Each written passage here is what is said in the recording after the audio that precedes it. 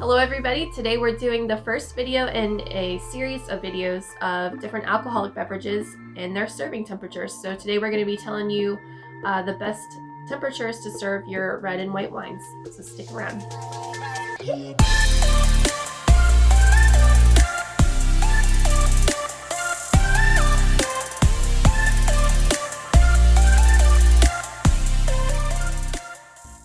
Hello everybody, welcome back to corkandjava.com. I'm Billy and this is Bryn, and we all know that you're supposed to enjoy and get fascination and even the little things in life that most people take for granted. So we're here to expand and enrich your experience with all of your favorite beverages through coffee and wine, reviews, and how-to videos like the one we're doing today. So if that sounds interesting and you're new here, consider hitting that subscribe button down below and the little bell so you're notified when our future videos come out. How do you want to start? Do you want to tell us the optimal temperatures for each class of Yeah, let's go through the different categories categories of wine. Of course, there's a big difference between a bold Cabernet Sauvignon and a very light white wine like a Vino Verde or even a champagne sparkling wine. Also, we're going to get into some dessert wines, like how would you serve port and how would you serve ice wine, stuff like of that nature. Right. And we'll also be sharing a few tips of how to make sure that you're easily gonna hit those temperatures for when you're serving them. So the first thing to note is everyone has a little bit of a preference. So these are just guidelines.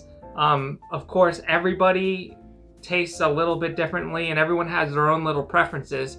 So take this as just guidelines. Your taste might be a little different. You might like your red wines a little bit more chilled than we recommend. But what we're recommending here, because wine, when it's chilled, it's gonna taste a lot different than when it's room temperature or cellar temperature. So that's important stuff to keep in mind. The temperatures that we're recommending here are pretty much optimal to what the winemaker is going for when you're experiencing their product. All right, so your coldest wines are gonna be your champagnes, Proseccos, and stuff of that nature. Different sparkling wines are between 38 and 50 degrees Fahrenheit. Typically, you wanna probably stay on the cooler end of that, around 38, 40 degrees. And so that's getting close to freezing. And one thing I want to mention, the easiest way to ensure that you are serving your wine at the right temperature is to have the wine stored at that exact temperature. And there's products, wine storage fridges, then I'll link down in the description below for the wine storage fridge that we recommend. You can set the temperature and the humidity so you're making sure you're aging your wine properly in the right humidity level and the right temperature level, and it's always ready to go to serve at the perfect temperature that you set at. Why would you serve sparkling wine colder? So champagnes and Proseccos, they're going to be really crisp, they're going to be very light, and so they're not really going for a lot of bold flavors. So it's kind of all about the mouthfeel, all about the bubbles, and a lot of that mineral kind of characteristics that come in a lot of those kind of wines. They come through when it's cold, so it's perfect to serve at a very cold temperature. All right, so what are the wines that you would serve fairly chilled, a little bit warmer than the Champagne Prosecco level? That would be your white wines, such as Chardonnay, Riesling, Pinot Grigio. Yep. Ones of that nature. And if you're not using a wine fridge, like we said, that's basically refrigerator temperature. Now, unless it's got a screw cap like this bad boy right there, if it's got a cork, we don't recommend any long-term storage in the fridge. It's good for a few days, up to a week or two. It's fine, but anything long-term, it's very dry in your refrigerator. Whereas if you're using a fridge designed for wine, like a wine storage fridge, it introduces humidity levels that are perfect for the cork environment. So unless you got that screw cap, don't keep it in the fridge long term. But if you plan ahead and you know you're gonna have some white wine with dinner, you can put it in the morning and then it's ready to go by the time you're eating dinner or that night. Or if you want to chill it quickly, we did a video on this before. You can wrap a wet paper towel around it, stick it in the freezer for an hour, and then it'll be perfect. Yeah, I would even go maybe a little bit less than an hour, maybe 30 minutes. If you're doing the wet paper towel method, you can just throw it in the freezer for an hour, and that usually brings it to the right temperature. Depending on the bottle shape, that kind of makes a little bit of a difference. But if you're trying to be perfect, the way to go is a wine fridge. Yeah.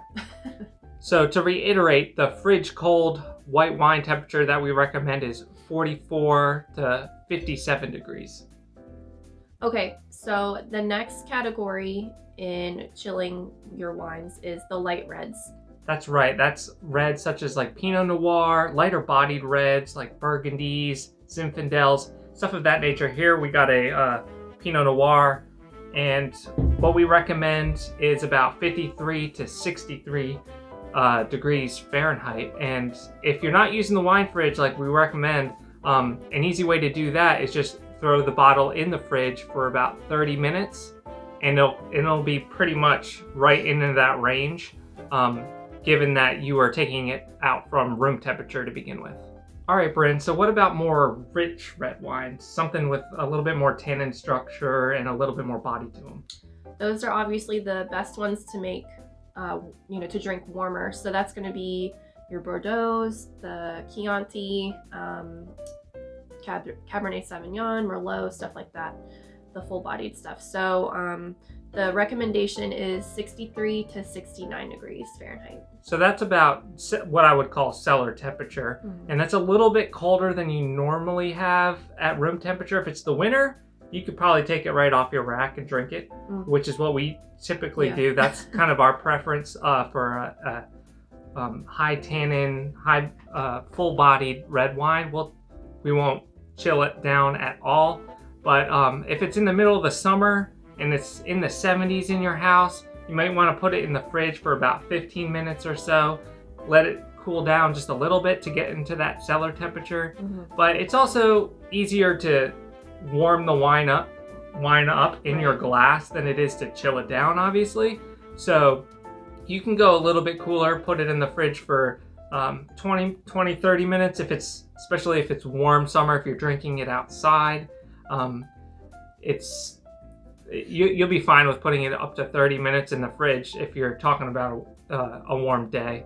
Okay, so one thing we mentioned at the beginning was dessert wines. So what is the optimal temperature for dessert wines to be served? So to separate it, we got white dessert wines and red dessert wines. Okay. Like a ruby port or something like that would be a red. So the white wines you want to serve slightly chilled, but not too cold. It's easy to overdo the dessert wines and over chill them. So I would recommend somewhere in about 45 degree range for whites, plus or minus 5 degrees there. And depending on really how sweet it is too, because the colder you go, you're gonna lose a lot of the flavor, especially the dessert wines. It's also gonna become kind of syrupy and very viscous a lot of times, so you gotta watch out for that.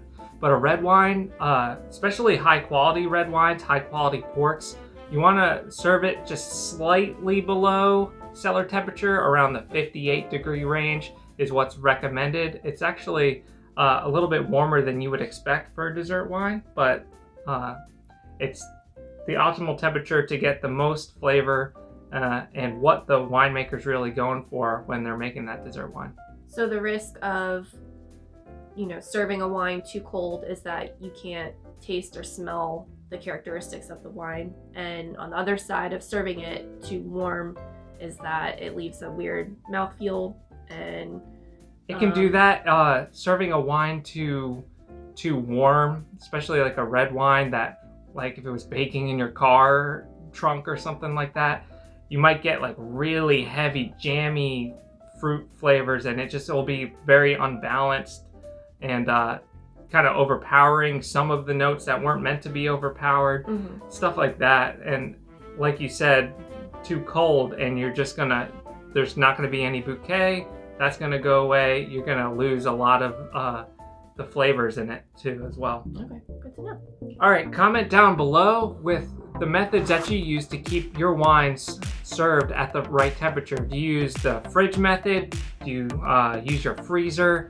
Or do you have a cool wine fridge like the one we recommend? All right, so there you go. Now you know the best temperatures to serve all different kinds of wines. Make sure that you guys find us on Facebook, Pinterest, and Twitter. We have great content and great community there. We're looking forward to seeing you guys online. So until next time, bottoms up.